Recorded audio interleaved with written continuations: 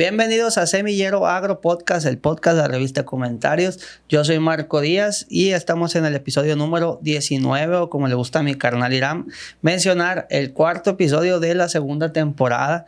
Hoy tenemos el gusto de recibir directamente desde la ciudad de Guadalajara a Víctor Manuel Tapia. Él es director comercial de Nanoxen, con quien platicaremos sobre nanotecnología y su aplicación a la agricultura, cómo los ha llevado una cosa a la otra. Bienvenido, Víctor. Muchas gracias, Marco.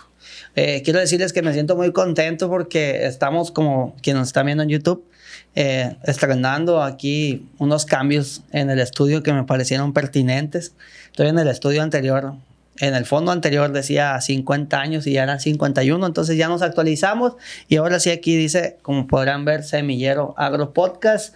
Germinamos conocimiento y experiencias del agro, de eso se trata en el sector agrícola, pecuario, porque el episodio número 13 habló de ganadería. Y bueno, pues como siempre, buscando temas innovadores, ahora vamos a hablar algo de nanotecnología y su aplicación en el agro. Bienvenido, estimado Víctor. Platíquenos de qué trata Nanoxen, cómo se ha dado este giro también a aplicarlo al agro y los pasos que van a dar, porque me comentaba esta división, pues prácticamente es nueva, ¿no? Claro, sí. Muchas gracias por la invitación. Y pues sí, nosotros en nuestra empresa nos dedicamos al desarrollo de nanomateriales. Eso es lo que hacemos. La nanotecnología en realidad es un campo de la ciencia de materiales que habla de o trata de estos materiales que se fragmentan y que en su escala pues, quedan partículas muy, muy pequeñitas. Para que te des una idea, un nanómetro es un milímetro partido en 1.000.000 de partes. Entonces, son millonésimas de milímetros los nanómetros y los nanomateriales se miden en esta unidad, los nanómetros. Un nanomaterial se considera cuando sus partículas miden entre 0 y 100 nanómetros o millonésimas de milímetro. Así que nosotros en Nano Coating Technologies, que es nuestra empresa, nos dedicamos a hacer desarrollo de nanomateriales, investigación y desarrollo de nanomateriales. Originalmente, la empresa tiene ya 10 años de existir. Sí. Originalmente hubo, durante casi todos estos 10 años, más científicos que otra cosa, porque estos científicos estaban allí buscando desarrollar nanomateriales y aplicar esos nanomateriales a recubrimientos, entiéndase, impregnantes o pinturas. Muchas pinturas se han desarrollado en estos 10 años, muchas patentes se han obtenido, pero en el ámbito de lo que tiene que ver con la desinfección, Nanoxen resultó ser uno de estos nanomateriales con un potencial enorme en múltiples sectores, porque podemos describir Nanoxen como una tecnología desinfectante basada en nanopartículas, porque este nanomaterial en particular resultó tener una aplicación que primero se usó en una pintura, la pintura hoy llamada Nanoxen, que tiene una propiedad autodesinfectante. Lo que tú pintas con nuestra pintura Nanoxen se vuelve autodesinfectante. Y quiere decir que se liberan al medio ambiente, a partir de esta pintura, sustancias que son capaces de eliminar bacterias, de eliminar virus y de eliminar hongos.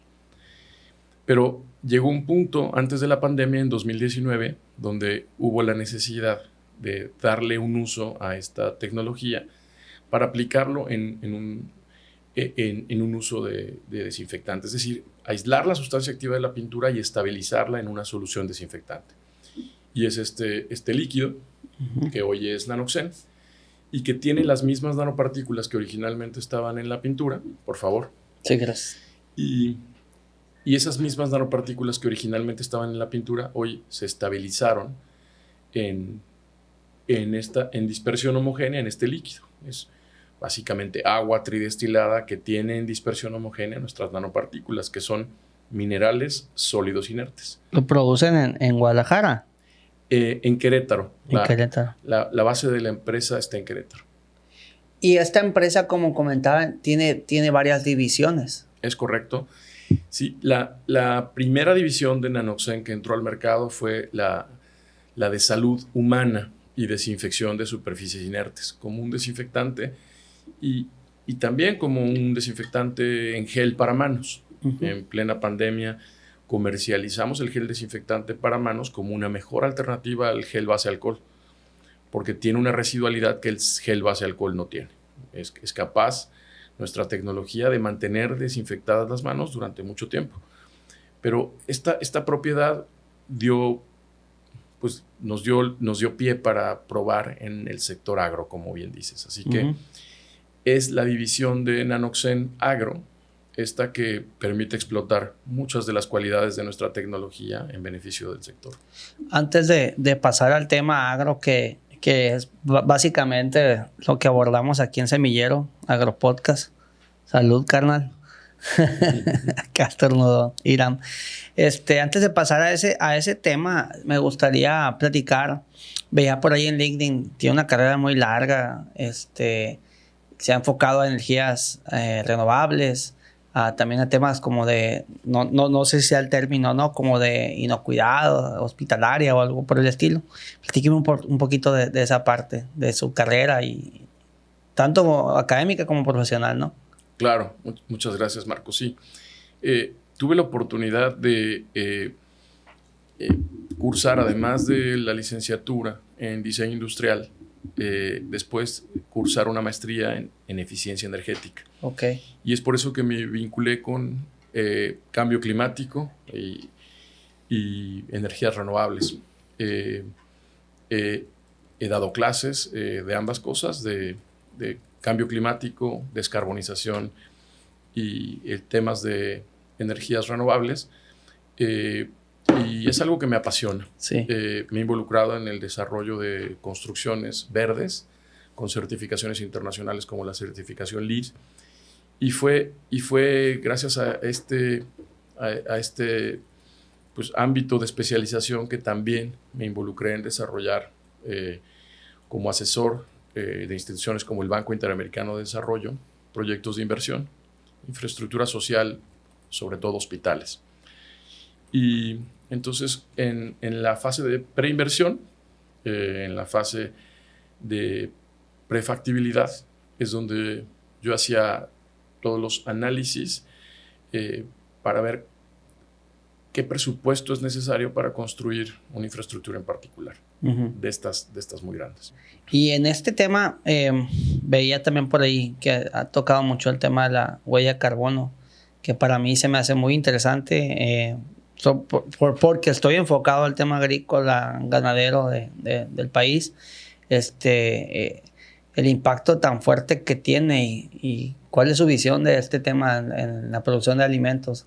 Sí, por supuesto, la producción de carne, la producción de proteína animal es uno de los sectores que más contribuyen a la generación de dióxido de carbono. Así Sí. que el metano, y es que para quienes no lo sepan, pues, una tonelada de metano tiene un efecto de calentamiento por mucho mayor, cientos de veces mayor que una tonelada de dióxido de carbono. Entonces, cuando se hacen estas mediciones, porque hay una metodología de medición de la huella de carbono, lo que se hace cuando se encuentra una tonelada de metano que producen las heces fecales de por ejemplo, el ganado, se tiene que multiplicar por 400 para tener una unidad en común, que son toneladas de dióxido de carbono.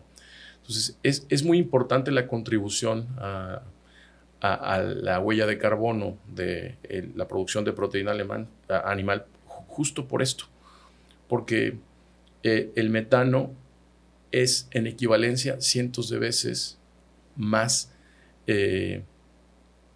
o contribuye en cientos de veces más. Cada tonelada de metano se tiene que multiplicar por 400 para que te des una idea. Sí, sí, sí. Entonces, es un asunto que sin duda alguna hace falta cuando se atacan la mitigación, cuando se habla de ir hacia la descarbonización, se tiene que tomar en cuenta el sector de producción pecuaria. En esta experiencia que usted tiene académica, o sea, en diferentes partes del mundo, y viniendo de Jalisco, donde, o sea, hay mucho ganado, ¿no? ¿cuál debería ser la tendencia desde su punto de vista o qué están haciendo otros países que posiblemente México no está haciendo o debería de hacer? Hay iniciativas y hay proyectos productivos sucediendo. Las acciones para reducir la huella de carbono son muy concretas. Es mitigación y adaptación. Mitigación es producir menos dióxido de carbono o gases equivalentes como el propio metano. Y adaptación, pues son todas aquellas acciones que tienen que ver con estar listos para ese cambio climático. Pero las acciones de mitigación en el sector pecuario son muy claras y es aprovechar la generación de este gas, aprovecharlo, captarlo con biodigestores y luego aprovecharlo como un energético. Más bien lo que hay ahí es un potencial gigantesco de producción de energía. Ya hay granjas que están aprovechando sus desechos y que se vuelven completamente sustentables porque el propio gas natural producido por la descomposición de sus desechos les permite operar con costos bajísimos de energía. Ahora sí, entrando en tema, en el asunto del agro, ¿cómo se dio esta evolución de Nanoxen y sus productos aplicados al agro? También me gustaría conocer un poquito más en palabras coloquiales, qué es nanotecnología como tal, pues, claro. Y esta evolución, como le decía, al agro. Claro. Mira, lo primero que supimos de nuestro nanomaterial es que tiene una propiedad en particular. Nuestro nanomaterial son óxidos metálicos inertes. Son partículas minerales, imagínate que son granos de arena. Y son granos de arena diminutos a esta escala que dijimos, en millonésimas de milímetros. Entonces lo que tenemos en nuestro líquido pues es, gracias a un dispersante que evita que se sedimenten, que se vayan hacia el fondo y se asienten, pues se mantienen ahí flotando esas nanopartículas sólidas. Lo primero que supimos cuando se desarrolló la tecnología es que eran estas partículas fotosensibles y entonces que por efecto de la luz, desde 2 luxes de iluminación, desde muy poquita luz, cuando tú y yo no podemos ver en penumbra porque hay 2 luxes de iluminación, las nanopartículas de nuestro nanomaterial están reaccionando a la luz. La luz es el catalizador, es una fotocatálisis. Y el tipo de fotocatálisis que se produce es una fotohidroxilación. Es decir, se producen hidroxilos. Eso es lo primero que supimos, que estos hidroxilos eran capaces de matar virus en tiempos de contacto muy, muy cortos, de 30 segundos. Eran capaces de matar bacterias en esos mismos tiempos de contacto muy cortos y eran capaces de matar hongos. Sí. Lo supimos y lo primero que pudimos probar fueron patógenos, virus, bacterias y hongos para el ser humano. Así que la primera incursión fue en desinfección de superficies inertes, por ejemplo, de instalaciones hospitalarias y para combatir patógenos al ser humano. Pero lo cierto es que la naturaleza de estos microorganismos, en el caso de los que afectan a los seres humanos y los que afectan a las plantas, no es muy distinta. Un virus es para un ser humano muy similar a un virus que es para las plantas y una bacteria igual. Así que después de haber probado con pruebas de laboratorio bajo norma que podíamos eliminar esta amplia gama, porque es de muy amplio espectro, de microorganismos patógenos, entonces hace muy poco, te diría hace año y medio, comenzamos a hacer pruebas en el sector agro. Me comentaba esta experiencia gracias a un amigo que tiene ingeniero agrónomo. De ahí fue donde fortalecieron esta idea de probarlo, de calarlo, como decimos. Exactamente, sí. Yo desde que tuve en mis manos la tecnología, tuve esa inquietud, la inquietud de probar si podía matar bacterias y hongos. Yo desconocía la naturaleza de los fitopatógenos, pero este amigo mío, ingeniero agrónomo, fue el que me dijo justo esto que comentaba yo antes, que los virus y las bacterias que afectan a humanos son en esencia muy similares en su composición, en su naturaleza, a los virus y las bacterias y los hongos también que afectan a las plantas, los fitopatógenos. Sí. Así que la primera prueba que estuvo dispuesto este amigo mío a hacer fue en agave. Y probando en agave, descubrió que nuestro nanomaterial, la tecnología desinfectante de Nanoxen, podía no solo ser un desinfectante de superficie, sino también podía hacer las veces de un fungicida o un bactericida en un cultivo como el de agave, que fue el primero en el que probamos. Como un coadyuvante, comentaba, ¿no? Sí, porque el efecto es coadyuvante. Es decir, esos pequeños granos de arena que te describí, esas nanopartículas que son la sustancia activa de nuestro producto, per se, no son tóxicas. Per se, no matan a los hongos, las bacterias y los virus. Es en realidad el efecto, y lo podríamos llamar un efecto coadyuvante, el efecto cuando reciben luz, el que produce la sustancia que elimina virus, bacterias y hongos, los hidroxilos. Los hidroxilos, para que te des una idea, mucho tiempo en agro se llegó a usar el peróxido de hidrógeno, ¿sí? Para combatir proliferación de hongos, por ejemplo. Y hoy hay, por ejemplo, ciertas regulaciones a nivel internacional que prohíben el uso del peróxido de hidrógeno porque esteriliza suelos, o sea, mata toda la materia orgánica del suelo y eso no es benéfico para el suelo. Entonces, hoy que ya no se puede usar peróxido de hidrógeno, lo que nosotros producimos, lo que Nanoxen produce cuando le da la luz, los hidroxilos, se parece al peróxido de hidrógeno, y digo se parece porque tiene un efecto oxidante. Bueno, en realidad se producen iones negativos con efecto oxidante, iones positivos con efecto de reducción. Son reacciones redox, de reducción o de oxidación. Pero al final, no importa si es un ion positivo, OH+, o no importa si es un ion negativo, OH-, si la reacción en un caso es reducción, si la reacción en otro caso, a nivel químico, es oxidación, igual que el peróxido de hidrógeno, son capaces de la membrana del patógeno unicelular, la bacteria, el hongo o el virus, se destruye cuando sucede esta reacción de reducción u oxidación. Y entonces, destruida la membrana, destruido también el núcleo, tiene una cualidad muy, muy interesante, y es que no genera resistencia. Cuando se usan fungicidas, la normatividad internacional obliga a que se estén rotando estos fungicidas, al igual que cuando se usan desinfectantes, por ejemplo, en las instalaciones de empaque. Los empaques se tienen que desinfectar con una sustancia, convencionalmente cuaternarios de amonio, pero después se tiene que rotar, porque si no se cambia el cuaternario de amonio, entonces se generan microorganismos multiresistentes, superbacterias. Bueno, la razón por la que se generan superbacterias es este mecanismo de resistencia. Pero cuando una sustancia como la que se produce con nuestras nanopartículas, los hidroxilos, destruyen la membrana y destruyen el núcleo, no hay resistencia. Y eso es otro... Acaba con todo, pues. Exacto. La resistencia se produce cuando el núcleo no es... la molécula de un desinfectante puede destruir la membrana, pero no el núcleo. Y entonces el núcleo es ingerido por el patógeno de al lado y hay memoria celular. Recuerda que esto mata.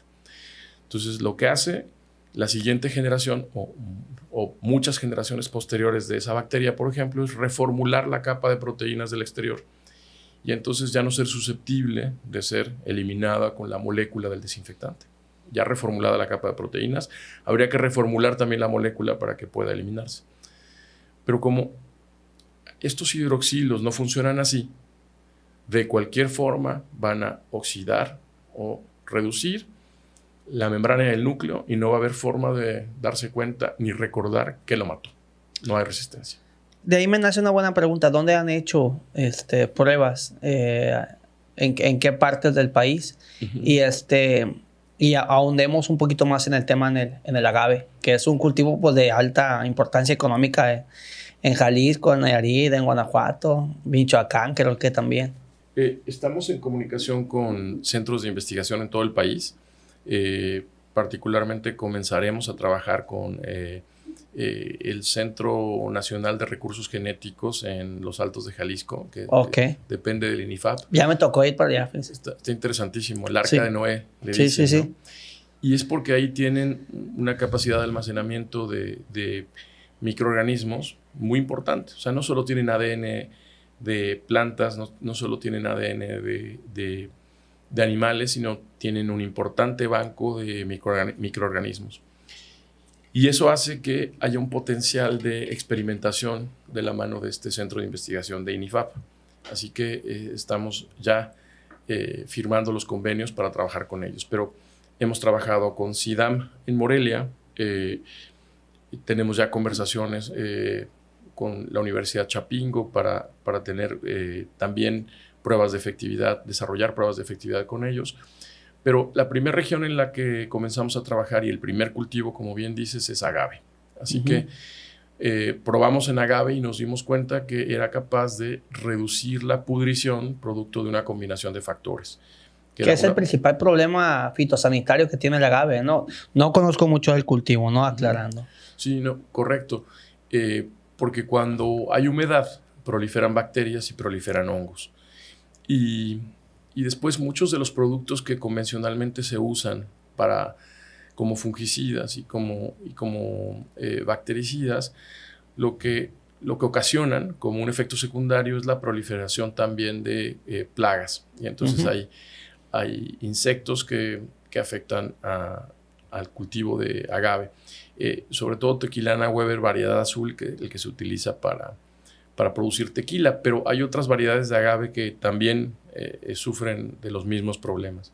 La prueba entonces fue contundente cuando lo hicimos en cultivos de agave Tequilana Weber variedad azul que tenían una combinación de bacterias y de hongos que generaba una pudrición, un amarillamiento en las pencas, que si no se combate, pues, compromete el cultivo completo. Y fue muy interesante que la primera vez que aplicamos Nanoxen directamente sobre la planta, directamente sobre el agave, fue muy evidente a los 20 días de haberlo aplicado cómo este amarillamiento se redujo en un 90% y las pencas ganaron turgencia, es decir, rigidez, y básicamente la efectividad contra esta combinación de bacterias y esta combinación de hongos, como el propio Fusarium, pues fue muy eficaz. Y es por eso que actualmente uno de los cultivos en los que estamos usando de manera regular para Nanoxen es agave. Es decir, ya son,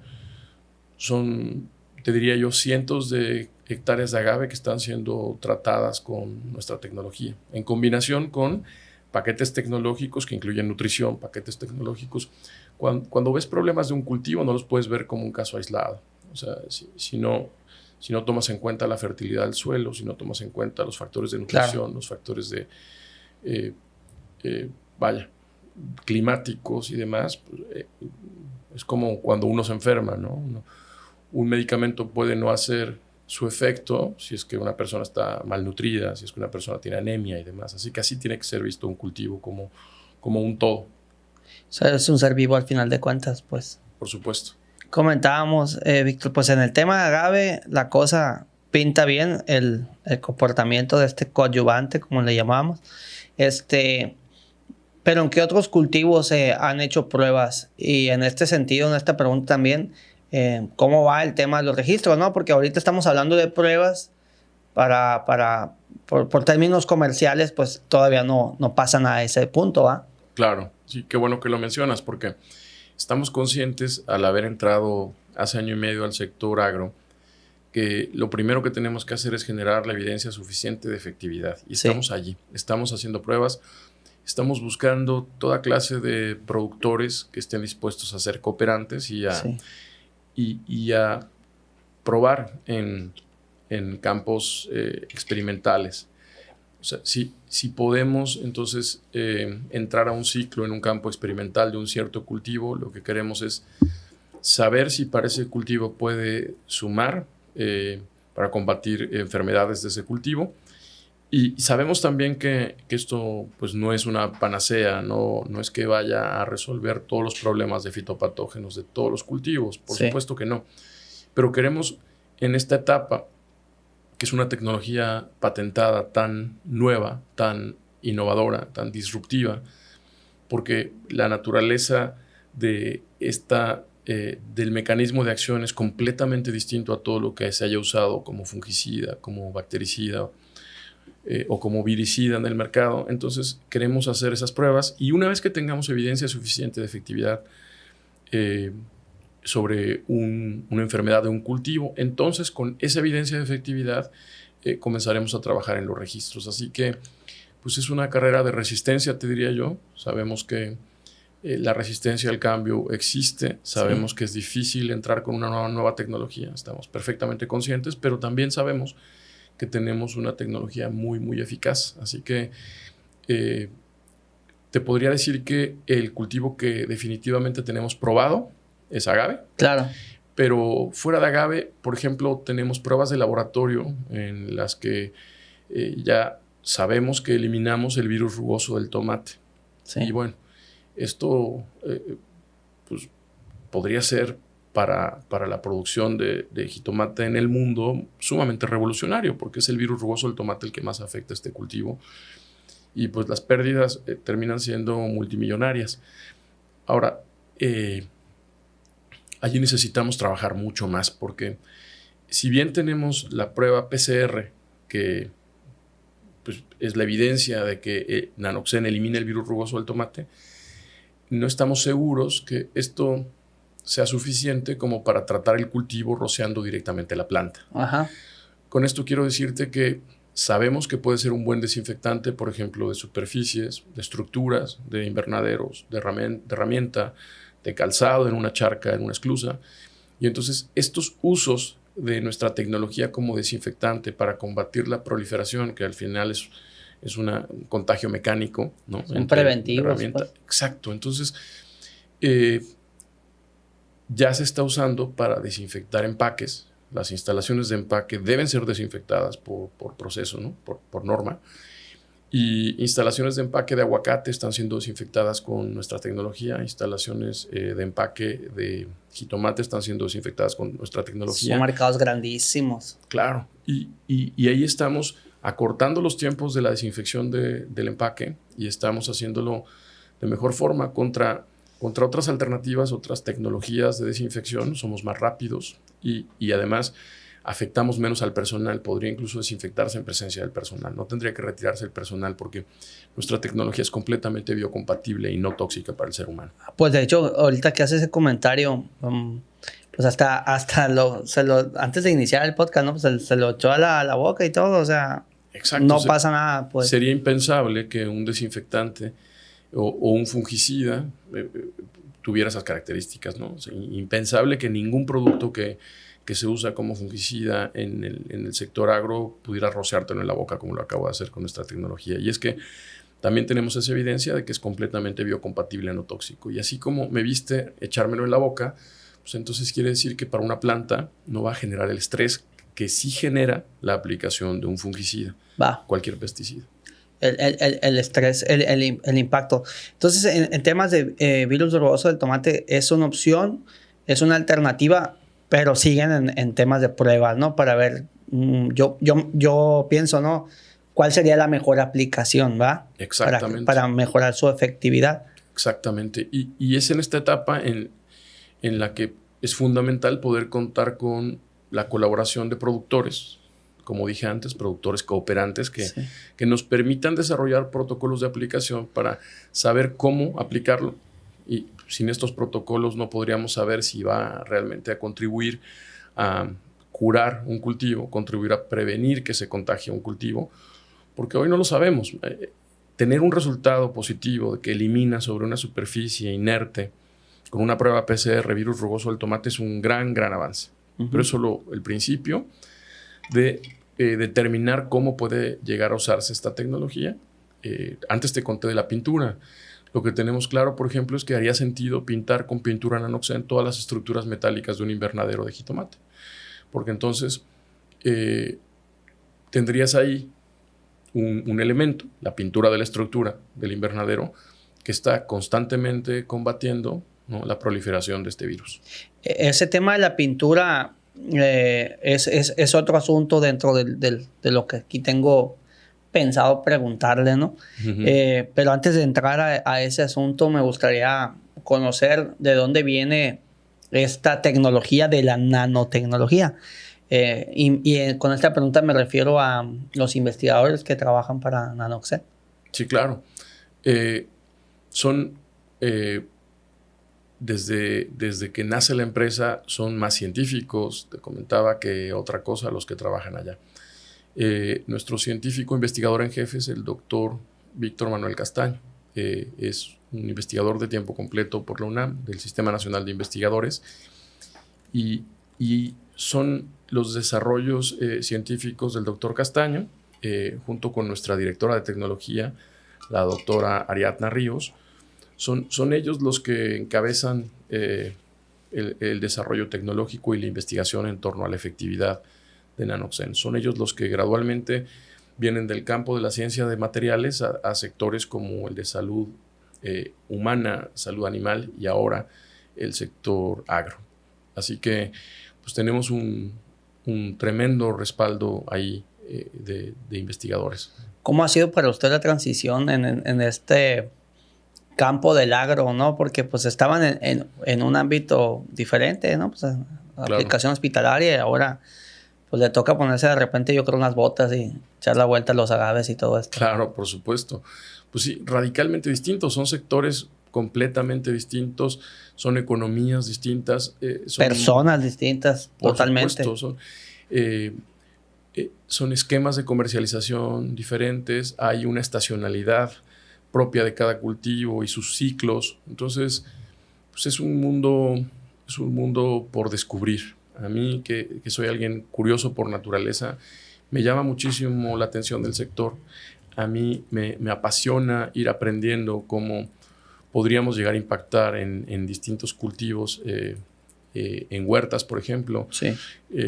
Tenemos gente ya probando en huertas de cítricos contra dragón amarillo, gente probando contra cigatoca en plátano. Así que pues todas las enfermedades que afectan a toda clase de cultivos, sin importar de qué tipo, tienen un potencial.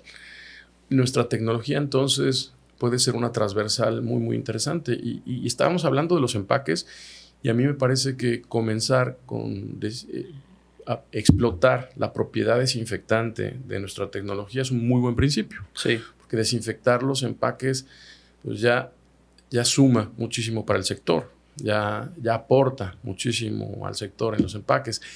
Y gradualmente, y con el tiempo que esto tome, ir evaluando si puede llegar a curar enfermedades en otros cultivos, como lo ha hecho para el agave, es muy interesante. Déjame contarte, Marco, que en la región, ya en Sinaloa, tenemos muy recientemente pruebas interesantísimas de efectividad sobre pimiento. Sí. Se probó con una frecuencia de aplicación de hasta 2 veces por semana en aplicaciones foliares. Es decir, los productores que probaron lo hicieron cada vez que tenían que hacer una aplicación foliar de cualquier otro producto. Se agregó Nanoxen en una dilución muy, muy baja. Uh-huh. Estamos hablando de 1 mililitro por litro a 5 mililitros por litro. Una concentración bajísima. Sí. La razón por la que se decidió tener esa concentración tan baja, esa tan alta dilución, fue porque la aplicación iba a ser muy frecuente. Piensa que en el agave lo aplicamos cada 15 días en 2 ocasiones y tuvo esa efectividad. Y luego no hizo falta tener más aplicaciones. Pero en pimiento se hizo hasta 2 aplicaciones por semana durante todo el ciclo. Eso significa que iba a ser tal la frecuencia de aplicación que queríamos ver la efectividad. Y entonces, en las bajas concentraciones de 1 mililitro de Nanoxen por 1 litro de agua, con cualquiera que sea la aplicación, ya sea de nutrición o cualquier otro tipo de producto, porque no se dejó de aplicar ningún otro producto, los resultados fueron muy importantes contra cenicilla. Es decir, se evitó por completo la aparición de cenicilla en esos que fueron tratados con Nanoxen contra el testigo, la muestra. Y en el caso de pepino, también en la región, contra mildew. Y eso fue muy interesante. Y como te digo, concentraciones sumamente bajas, pero aplicaciones regulares. 1 vez por semana el caso preventivo y 2 veces por semana con concentraciones un poco más altas, pero no más de 5 mililitros por litro, tuvieron estos efectos positivos tan interesantes en la planta desde las primeras semanas. Así que creo que tenemos todo por hacer en términos de pruebas con muchos otros cultivos, pero el hecho de que ya estemos obteniendo resultados contra problemas que no solo afectan cultivos como estos, ¿no? Cenicilla, o sea, nos interesa muchísimo probar, por ejemplo, en sandía, nos interesa muchísimo probar contra antracnosis en papaya, porque sabemos que estas bacterias, sabemos que podrían ser susceptibles de ser controladas, mantenidas a raya, eliminadas con nuestra tecnología. Pero lo importante ahora es que tenemos una tecnología sumamente innovadora y desarrollar protocolos de investigación de la mano de esta tecnología con productores, con centros de investigación, como ya lo estamos haciendo, es lo que toca hoy. Hay mucho potencial. Ahorita que me mencionaba dragón amarillo, que me mencionaba virus rugoso del tomate, yo hace años dirigí la revista del Comité Estatal de Sanidad Vegetal del Estado de Sinaloa, como unos 4 o 5 años, ¿no? No fueron más de 10 ediciones de todos modos de revistas, pero me tocó ver la llegada del virus rugoso y la importancia económica que representa el HLB para cítricos. Y me tocó como traquear, como darle este seguimiento por dónde entró el virus, bueno, dónde se detectó el virus rugoso del tomate primero, y ver cómo llegó a Sinaloa. Cuando llegó a Sinaloa yo ya no estaba, ya no se hizo revista de SSABC, pero como que en ese tiempo se hizo como que me desligué un poquito del tema. Sé que ya hay variedades, ¿no? de tomate, de semilla de tomate para con resistencia al virus rugoso del tomate. Pero es resistencia, eso no quiere decir que no le va a dar, pues. Eso quiere decir que le va a dar a lo mejor con un menor impacto, pues. Pero pues nada mejor que lo preventivo en temas de fitosanidad. Correcto. Oiga, Víctor, entrando ahora sí al tema de la pintura que comentaba, de esta pintura con nanotecnología que me llamó mucha atención, porque cuando me lo estaba mencionando hace rato, antes de empezar a grabar, dije yo, pues aquí voy a echar todo en el techo para que se calienta mucho aquí el estudio. Platíqueme de esta, pues no sabría cómo decirle, de este producto. Sí, son nanomateriales, básicamente son 2 nanomateriales distintos. Y quiero distinguir, Marco, entre la pintura Nanoxen, que es una pintura que contiene la misma sustancia activa de nuestro desinfectante, que ya está teniendo este buen efecto como fungicida y como bactericida. La pintura Nanoxen, cuando te decía que el potencial para pintar las estructuras de los invernaderos de nuestra pintura Nanoxen es porque tiene este efecto desinfectante. Pero el otro nanomaterial del que puedo hablarles, que hoy es una pintura, es un denominado aislante térmico reflectivo. Estos aislantes térmicos reflectivos tienen ya algunos años en el mercado. Vaya, muchos, probablemente 20 años de existir pinturas con estas características. ¿En qué consiste un aislante térmico reflectivo? Pues es una pintura, es un recubrimiento que lo que tú pintes, sin importar el material que estés pintando, lo que tú pintes va a adquirir una propiedad de reflectividad. Esto se mide en laboratorio con un estándar ASTM bajo norma y se llama índice de reflectividad solar. Bueno, nuestra pintura, la línea se llama NST Nanoprotect y nuestro aislante térmico es el producto estrella de nuestra línea NST Nanoprotect. Y el aislante térmico entonces tiene la propiedad de aquello que pintas con nuestro aislante térmico, tiene un 98% de reflectividad, medido con este índice de reflectividad solar. Otros productos en el mercado tienen valores de reflectividad mucho menores, es decir, que reflejan la radiación solar en menor medida. Pero lo que tú pintas con NST Nanoprotect aislante térmico refleja el 98% de la radiación solar que recibe. Si pintas un techo de lámina, si pintas una azotea, ya sea que es una losa colada de concreto, entonces toda la luz ultravioleta que reciba esa superficie que fue pintada, toda la radiación infrarroja que reciba y toda la luz visible que reciba, que básicamente son los componentes de la radiación solar, va a rebotar, va a ser reflejada en un 98%. Eso significa que la ganancia térmica producto de recibir esta radiación pues es mínima, así que no se calienta. Y esto tiene un potencial tremendo en muchos sectores, ¿no?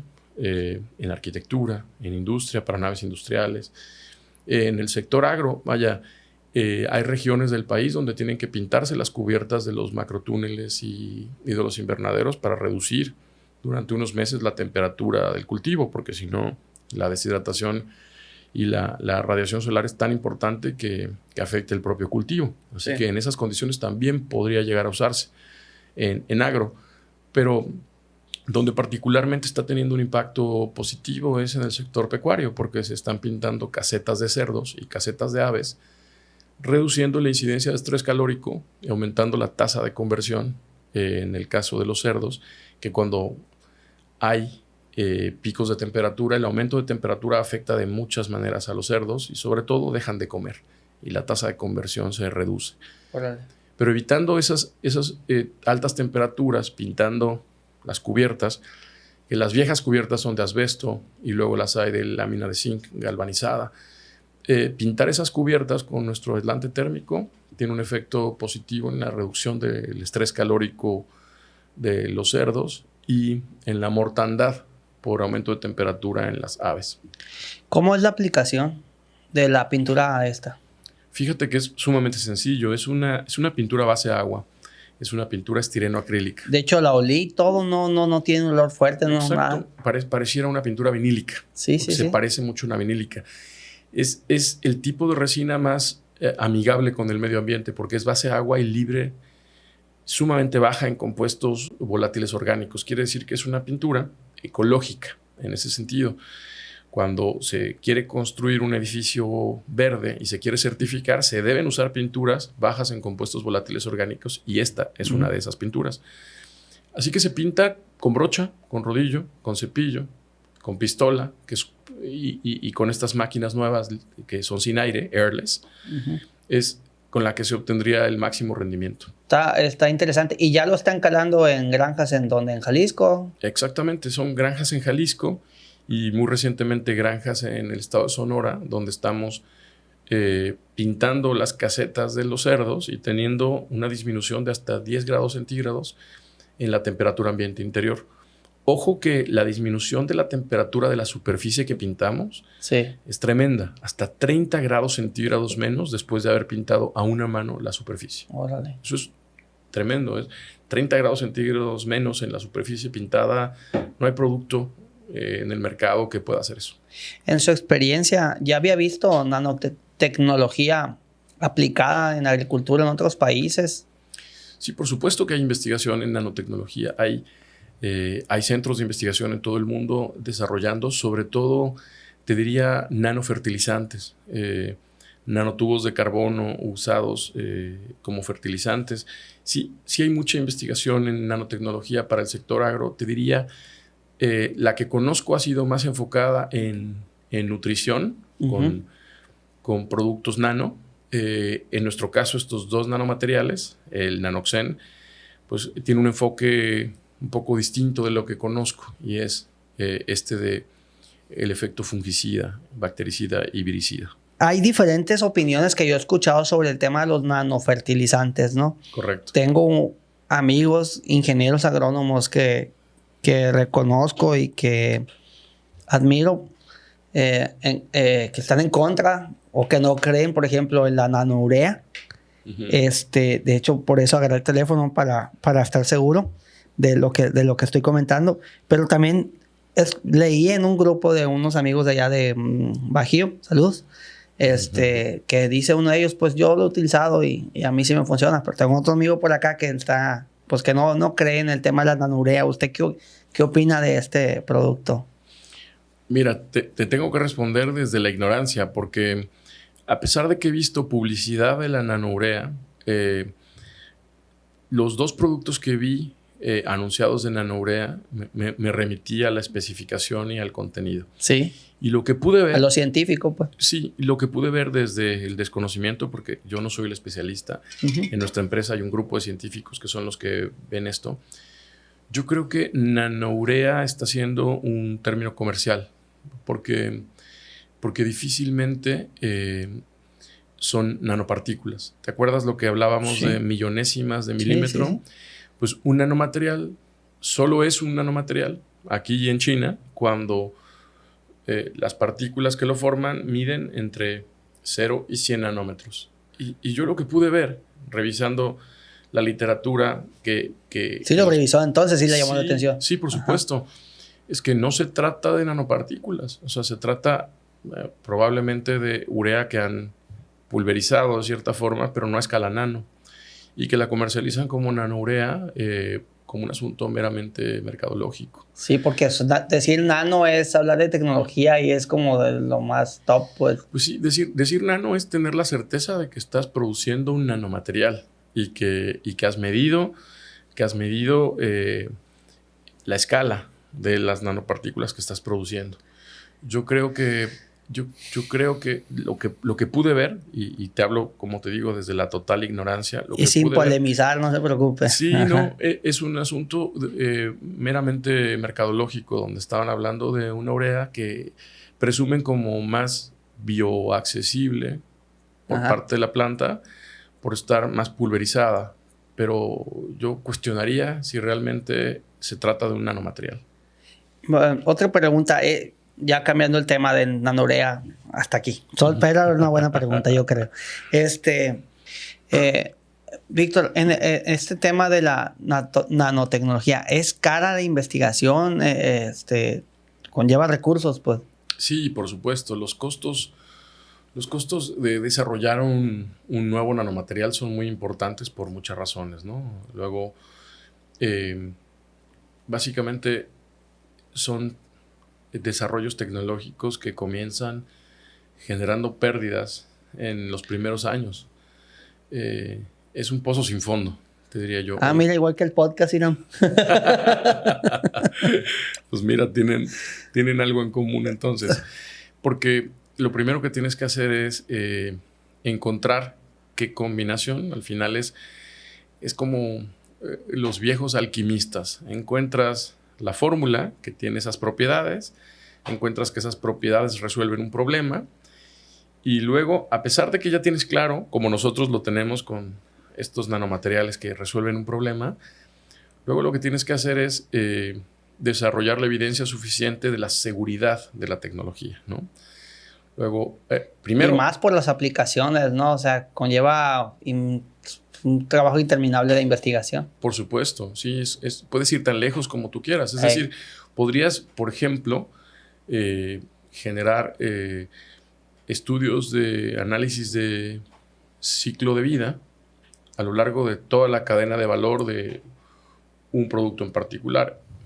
Podrías elegir al azar aguacate y luego entonces aplicar en huertas de aguacate para reducir justo hongos. Y te lo digo porque ya hay productores de aguacate usándolo para reducir la proliferación de hongos, sobre todo en huertas de alta densidad, con buenos resultados. Pero a partir de ahí podrías generar, a lo largo de la cadena de valor del aguacate y el ciclo de vida, hacer la trazabilidad de la nanopartícula, es decir, desde que la aplicas, ¿a dónde va a parar, no? ¿A dónde va a parar? Y si termina habiendo una bioacumulación en algún sitio, por ejemplo, océanos. Luego, si ahí va a tener una repercusión negativa. Así que hay una responsabilidad de por medio cuando se desarrollan nuevas tecnologías como esta. Y nosotros estamos absolutamente conscientes de esa responsabilidad. Y es por eso que damos pues, pasos muy cortos, pero que queremos que sean muy sólidos. Porque cuando hablamos de evidencia de biocompatibilidad, pues porque lo evaluamos, por ejemplo, con un protocolo de Organización Mundial de la Salud sobre embriones de pollo. Y nos dimos cuenta que esos embriones de pollo, al ser expuestos a nuestro nanomaterial, no solo no morían, sino aumentaba su supervivencia en embriones de pollo. Y lo hicimos con roedores también. Y entonces, evaluar embriones de pollo, que son los organismos pluricelulares más sensibles a la vida. Los pollitos se mueren casi con verlos feo, ¿no? Soplarles. Pues entonces, si no se murieron al exponerlos a nanoxen, si los roedores que inhalaron nanoxen nebulizado tampoco mostraron afección en ninguna de sus estructuras a nivel fisiológico, pues entonces esos son los primeros pasos que nos hablan de la biocompatibilidad y de la no toxicidad, pero en esas condiciones. Hacerles vivos muy, con la salud, por decirlo así, muy expuesta, pues. Exactamente, sí, muy vulnerables. Muy vulnerables, esa es la palabra. Esos microorganismos, esos organismos pluricelulares muy vulnerables, ya vimos que no los afecta. Y ya vimos que sí afecta a los organismos unicelulares, los patógenos, los fitopatógenos y los patógenos para humanos. Pero no para ahí. No para ahí, porque hablar de neurotoxicidad, por ejemplo, hablar de citotoxicidad a nivel tejidos, por ejemplo, hoy de ninguna manera recomendamos a nadie que se rocíen, por ejemplo, frutos, ¿no? Sí la planta a nivel pruebas, sí el cultivo, pero jamás el fruto, ¿no? Sí, el que va a ir al consumo, pues. Exacto, porque todavía no sabemos, por supuesto. Cáscara. Tú me viste rociarlo en mi boca porque yo tengo claro que no es tóxico. Pero probablemente si lo hago todos los días durante 10 años tenga una repercusión que desconocemos ahora. Se le cae la lengua. Y estamos... Pero estamos obligados a hacer esa investigación. Claro, entonces, a lo mejor le hace bien, pues, pero todavía no. Es tan nueva la tecnología que no lo sabemos todavía. Exacto. Y debemos estar conscientes de eso todo el tiempo.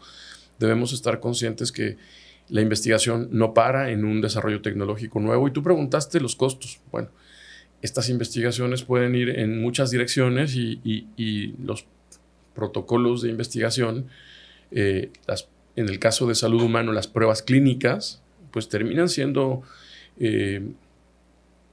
muy costosas porque involucran y complicadas a cientos o miles de individuos y pacientes, y entonces terminan siendo inversiones multimillonarias para tener evidencia de efectividad, y entonces saber que se resuelve un problema real, muy concreto, para el que hay un mercado.